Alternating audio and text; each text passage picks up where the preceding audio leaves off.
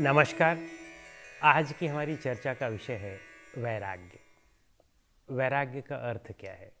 वैराग्य मूलतः राग का विपरीत है।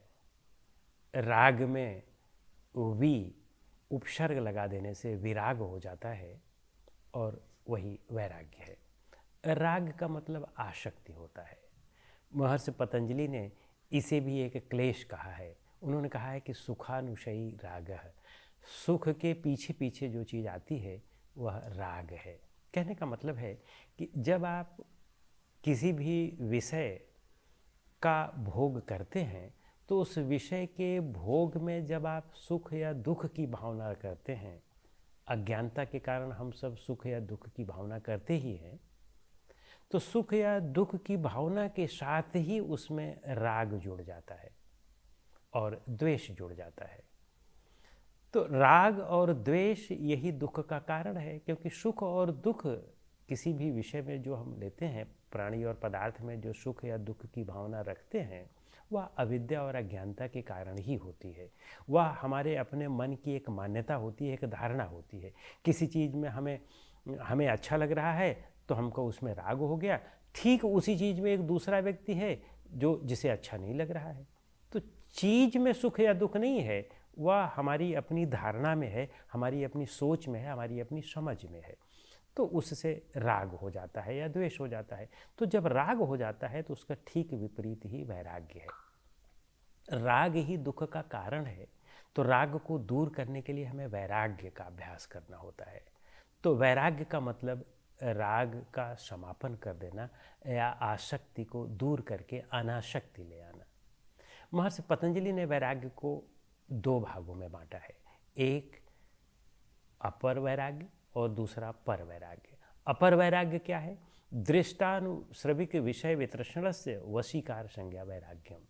यानी दृष्ट का मतलब जो चीज़ें आपने देखते हैं, आप दृश्य हैं जिसमें पांचों ज्ञानेंद्रियों के विषय आ जाते हैं, और आनुश्रविक जो हमारी श्रुतियाँ हैं, जो हमारे वेद आदि ग्रंथ हैं, जिनमें जो स्वर्ग आदि की इस तरह की चीज़ें बहुत लिखी हुई हैं, जो काल्पनिक और इस तरह की चीज़ें लिखी हुई हैं, वो कहते हैं कि इन सब से जब आप अपनी आसक्ति हटा देते हैं, जो कुछ पांचों ज्ञानेंद्रियों के विषय हैं और जो श्रुतियों में जो चीज़ें आपको दी गई हैं, उन चीज़ों से जब आप अपनी आसक्ति हटा देते हैं, उनसे आप अपनी तृष्णा हटा देते हैं, उनके प्रति वितृष्णा ही वैराग्य है, और वह अपर वैराग्य है।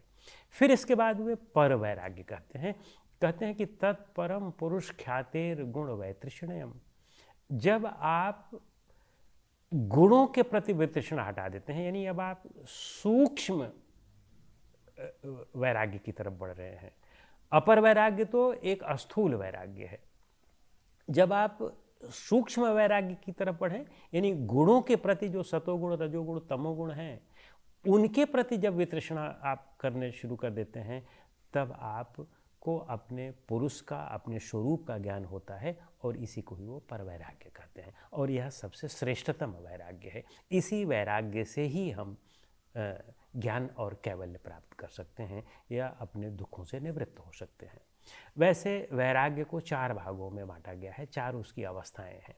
पहली अवस्था यतमान अवस्था है। यतमान अवस्था का मतलब कि जो हमारे मन में दोष हैं, वे हमारी इंद्रियों को कितना अपनी तरफ आकर्षित करते हैं, या जो हमारे दोष हैं वे हमारी इंद्रियों को दुर्गुणों में न लगाने पाएँ, इस विषय पर जब हम विचार करते हैं तो वह यतमान वैराग्य है।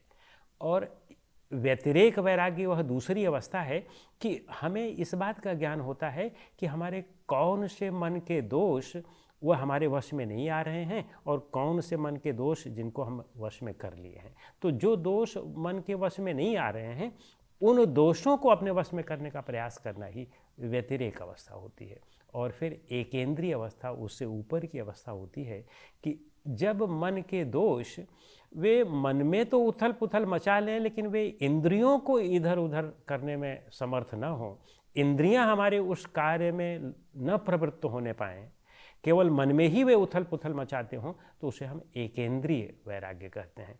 और फिर चौथा वशीकार वैराग्य है, जो सबसे श्रेष्ठ वैराग्य है, कि जब विषय हमारे समक्ष एकदम सामने हों लेकिन फिर भी उनके प्रति हमारी कोई तृष्णा न हो, उनमें संलग्न होने की कोई हमारी आसक्ति न हो, कोई इच्छा न हो, वे बिल्कुल एकदम हमसे अलग हों, वे हमसे अलग ही रहें, तो उसे हम वशीकार वैराग्य कहते हैं।